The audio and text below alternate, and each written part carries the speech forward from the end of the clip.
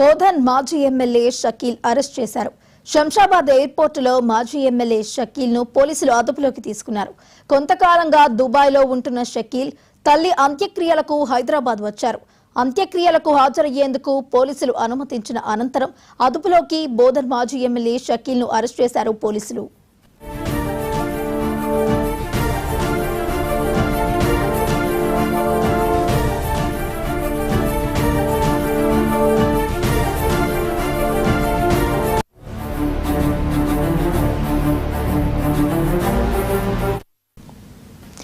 బోధన్ మాజీ ఎమ్మెల్యే షకీల్ ను పోలీసులు అరెస్ట్ చేసినట్టు తెలుస్తోంది. ఇక ఇదే అంశానికి సంబంధించి మరింత సమాచారాన్ని మా క్రైమ్ బ్యూరో ఇన్ఛార్జ్ మధు అందిస్తారు. మధు, చెప్పండి.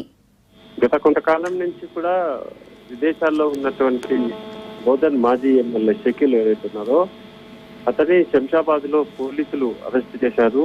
ఇప్పటికే షకీల్ మీద అనేక కేసులు కూడా నమోదయ్యాయి. ప్రధానంగా కూడా దుబాయ్ లోనే ఉంటూ భారతదేశానికి రాకపోవడంతో పోలీసులు కూడా షకీల్ కోసం ఎక్కడున్నారు అనే దానికి సంబంధించి వివరాలు అన్ని కూడా ఆలోచించారు.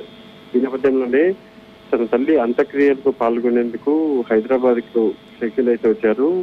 షకీల్ వస్తున్నటువంటి విషయాన్ని తెలుసుకున్నటువంటి పోలీసులు అంత్యక్రియలకు అయితే అనుమతించారు. అనుమతించిన తర్వాత అతన్ని అరెస్ట్ అయితే చేయడం జరిగింది.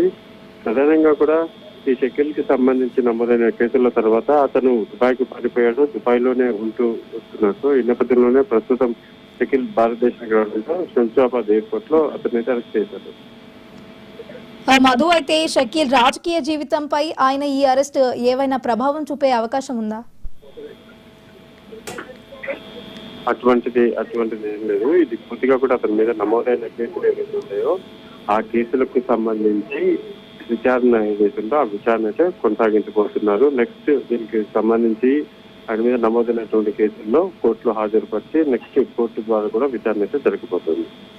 Right, thank you Madhu.